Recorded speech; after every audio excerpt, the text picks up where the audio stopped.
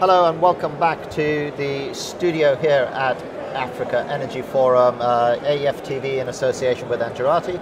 And I'm joined now in the studio by Monique from the European Investment Bank. And it's great to have you in the studio, and thank you for making the time. It's also great to have you in the studio for a whole different reason, because a lot of people have been sat in this chair and they've been talking about projects and getting them to market, some level of frustration in terms of securing finance and things like that. So what's the role of European Investment Bank as an institution in that conversation? Yes. Well, the European Investment Bank is the EU's long-term lending institution. Actually lending, it lends and it also provides advisory services. And we also blend, meaning that we provide grants to specific projects to make them bankable. So I would say lending, blending and advisory. We are a very large lending institution. Last year we provided 17.1 billion euros in project financing, and of which only a small portion is actually outside of the European Union. In Africa we finance about 1 billion euros per annum, just to give you an idea. Energy, and especially renewable energy and energy efficiency, are very important themes, of course, for Europe, for the European Union. And that also transpires then in our operations outside the European Union. So we are big on energy, especially renewable energy and energy efficiency. So when you say that, and again, you know, it's a European Investment Bank, what is attractive about investing in the African continent, and why are you doing it? Why are we doing it? Well, we receive a mandate from the European Union to invest in Africa, and energy is one of those themes in our mandate. So that's why we do it. We do it for development reason, because of course Africa lacks energy. It has a lack of generation capacity, transmission, distribution networks, and so we've been asked by the member states and by the European Union to play in this market and to provide assistance to African countries. So when you know, when a project comes to you, as in, I've got a project and invariably it needs funding, so what are the sort of things that you're looking for? You mentioned renewables. Why is that so interesting? What do you see in renewables that you wouldn't see, let's say, in another energy power source? I mean, well, because of the climate issues related to fossil fuel energy, we're very careful. We do gas-fired projects in Africa, but outside of that, we really focus on the renewable energy space, because climate is a global issue, and that's why we do not only promote green energy within the European Union, but of course also outside the European Union. And so why is it energy? Because indeed these countries lack enormous access to energy, and we want to help them to finance such projects. Isn't there also another reason in that, you know, solar in particular is the one thing that you can actually bring to market very quickly? You know, other interviews I've had, well, quick is relative, okay? It's very relative in the African context, yes. But you know, one of the interviews we had was sitting here, and they bought a solar project from start to finish in Rwanda in 8 months. I'm aware of that project. I think that's quite the exception, though. Right. When we look at the project, we will assess the technical and economic viability of the project. We will look at the bankability of the project. We finance both projects in the private sector as well as public sovereign energy projects, but focusing on the private sector, we of course will look at the credit aspects. It has to be a bankable project for us. We need an environmental and social impact assessment, because even it's renewable, there are sometimes environmental issues associated with them, or social issues where people do need to be resettled. So those aspects are very important for us. Is it wind or is it indeed solar or hydropower? We finance all of such projects, and the EIB has a very large group of sector engineers that focus on all of these different sectors and that we bring into the individual projects. So if I were to take just a little bit of a deep dive where, you know, a lot of people who, you know, similar to you from institutions that lend money keep saying the word bankable, you know, yes. It's a small word, but it's got depth to yes. it. You know, what is it that you're looking for? I mean, what are the sort of things that perhaps maybe frustrate you in terms of, you know, why are people bringing me this project when it's so obvious that they have missed this out? Or? Well, I think a bankable project for us means that we have credible promoters or sponsors that are committed to the project, that also have enough financial resolve to develop the project. Then we of course need to have a power purchasing agreement with the government that makes sense, and in which the government also plays its role.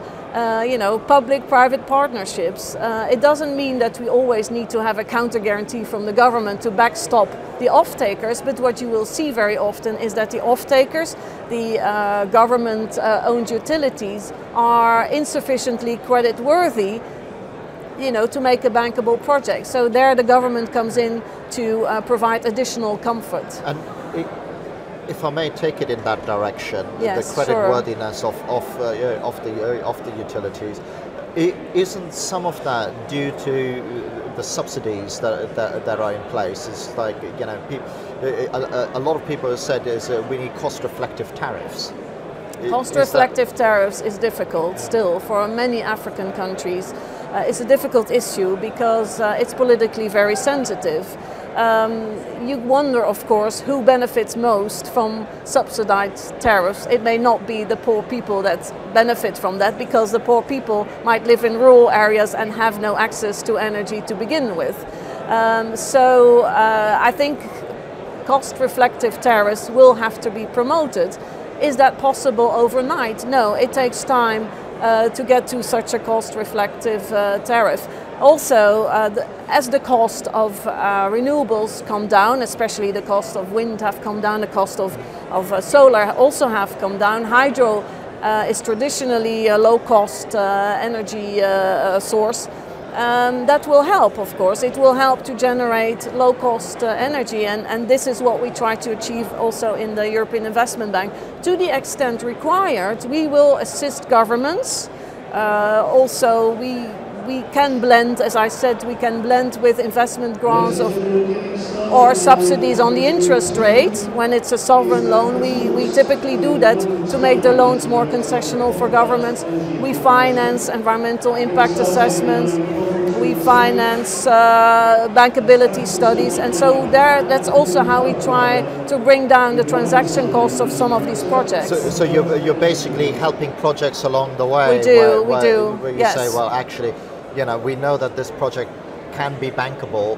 They just need a good feasibility study or exactly. good this or exactly. whatever. Yes.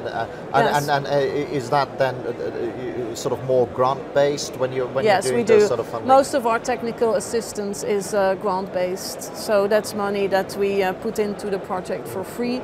To give you another example, where in the current environment where we actually take that investment grants or that blending a step further, is that we would like to also develop new financial instruments where it's not necessarily a grant but also not priced at the commercial level. To give you one example, the EIB has co-financed the Lake Turkana wind farm, 300 megawatt in Kenya, which got signed recently.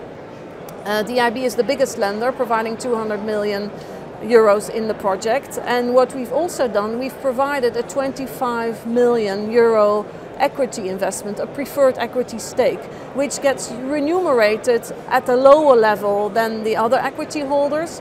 Yeah, and depends a little bit on the success. So if there is a success in the project, the money will be repaid over 15 years. if the project gets delayed or there are cost overruns, then we may not see parts or the whole of that money back. So we take a lot of risk. We price it below commercial market rates, and this was essential because the tariff, the feed-in tariff for Lake Turkana had already been negotiated with the government at an attractive price for the government. Yet, due to the long gestation period of developing this project, the costs had increased, and in order not to dilute the investors who had already got their board approvals, we decided at the last moment to approach the European Union, the infrastructure, Africa Infrastructure Trust Fund of the European Union for this grant, and this got approved. So this is how that grant had an extremely good catalytic role. Isn't that one of the other little frustrations as well? Little, but probably big frustration is that actually, you know, building the wind farm, you know, once you break ground, if you know, by and large, if you do your job right, you know when it's going to finish. You yes. know, but it seems to me that there's maybe way too much sort of wiggle room or slack in that beginning phase. Yes. That just pushes these things. The development phase. Yeah. I think this is also, I think, why we don't see the levels of equity or the number of developers that you see in other environments, typically because you need to stick it out, and there's a lot of uncertainty, and you know, projects fail. This morning we had a panel in which we discussed how we could de-risk projects, and I think one of the most important elements that came up was, well, reduce the level of uncertainty. Governments make sure that you provide the permits in time, that you actually have the capacity to be a negotiator, a professional negotiator vis-a-vis the developer, and that you are able also then to put into place within a certain time frame a balanced contract that takes into account and is aligned in terms of interest between governments and the developers, and to reduce that development time. Infraventures of IFC, David Donaldson, who managed the Infraventures team in Africa, he said, you know, 50% of my projects fail, so they eventually do not go through, and you may have spent a lot of time on them. And the other 50%, are they profitable? The jury is still out on those. And indeed, that is... Look, for a lender, it's less of a frustration because we will come in usually at the time where the project is ready to be financed. The frustration for a lender, if you like to call it frustration, but you need to have patience, is indeed that you are aware of a lot of good potential projects, but it takes a lot of time for them. It takes a lot of time to get them to that. Too long. It's too long, and I think that is one of the key elements going forward, is to reduce that development time. Because if you look at it, again, I may be wholly oversimplifying it, but let's go there anyway. There are certain parts of each project that must be replicable. You know, for example, with a wind farm or whatever, in every industry you've got elements that this is replicable. Yes. And you know, I get a sense that there's a lot of work that's being done over and over and over again, and it's the same piece of work. Oh, you're absolutely right. We're oftentimes reinventing the wheel for every project. And look at South Africa. South Africa has put in a framework, a system with a standardized PPA. That is something that we haven't seen in many other countries on the African continent, and that's great, because look at, you know, I'm not saying it was easy. It took a lot of time for the government to prepare the renewable energy program, but once you are in there and you get some experience, that's the kind of systems that I think countries should put into place. So let me ask you another perhaps naive question. Yes. So you mentioned the South African example, and it's clearly had success, and we're coming to the end of our time, so this will have to be our last question, but I don't know, maybe I like taking shortcuts, but if I was in charge of a country, I'd just call up South Africa and say, look, can I have those documents, please? I'm going to do exactly the same. Yes. You know, why not? Yes, exactly. Well, South Africa has had a lot of very a lot of expertise brought into it, and they recognized they do not have the expertise. So they brought in the lawyers and they brought in the big accountant firms and all of that to assist them to develop the PPAs and to evaluate the bids that they received, and that can be replicated. The political willingness has to be there. If the political willingness is there, it can be replicated. And I'm sure that the EIB would be very happy to assist in financing those initiatives. Because you could, if you've created a standard, it's, I have this conversation a lot, where people say, oh, and not many people know this, is the tipping point of the Industrial Revolution was when nuts and bolts got standardized. Yes, absolutely. And there is a few nuts and bolts in here where you could say, well, actually, I'm going to take all of that good work and just add to it. Yes. So you can adapt it to fit the local circumstances. You can adapt it to the amount of new generation capacity that you would like to purchase. You can adapt it in different ways. It's absolutely true. But I think local governments or governments in general in Africa are still, they have some way to go, I think, to realize that this is something that they can actually do. And politically, they also have to have a willingness to do it. But yes, indeed, the level of standardization is possible. For some projects, there are also some very large transformational projects that we are all looking at. It wouldn't apply to those, but for your average project, you can definitely a solar farm or a wind farm. You can standardize much more than is being done now, and maybe in that way also reduce the development time. Well, let's hope so, because there's certainly a sense and a desire to get more of these done. So. I think there is enough liquidity in the market. There is enough equity in the market, and it's just, and there are a lot of potential projects. So a lot of ingredients are already there. We need to now move to the next step. On that note, let us finish. Monique, thank you very much for taking the time to be with us. Thank you as well for watching. This has been a penultimate interview for today on AEF TV, and we look forward to meeting you, albeit virtually, on some of the other interviews. Thank you for watching.